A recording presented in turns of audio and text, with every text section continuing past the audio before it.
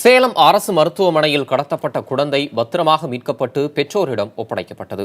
குழந்தை கடத்தலில் ஈடுபட்ட பெண்ணை ஒரு வாரம் கவுன்சிலிங்கிற்காக பெண்கள் காப்பகத்திற்கு காவல்துறையினர் அனுப்பி வைத்துள்ளனர். குழந்தை இல்லாத காரணத்தினாலேயே அந்த பெண் கடத்தலில் ஈடுபட்டதால் மனிதாபிமான அடிப்படையில் கவுன்சிலிங் முடிந்தவுடன் போலீசாரே அவரை சொந்த ஜாமீனில் விடுவிக்க முடிவு செய்துள்ளனர்.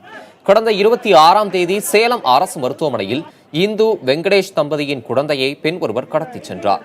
இதையடுத்து சிசிடிவியில் பதிவான காட்சியின் அடிப்படையில் காவல்துறையினர் தீவிர விசாரணை மேற்கொண்டனர்.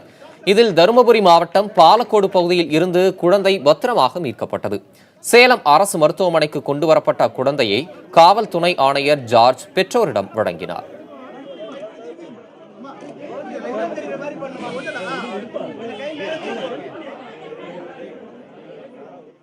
வெண்ணிலா இந்த லேடியை குழந்தைய கூட்டிட்டு பாலக்கோடு தருமபுரி பாலக்கோடில் போயிருந்தாங்க. அங்கேருந்து தான் நம்ம இன்ஃபர்மேஷன் ரொம்ப பொதுமக்களும் ரொம்ப இன்ஃபர்மேஷன் எங்களுக்கு உதவி பண்ணியிருக்கு.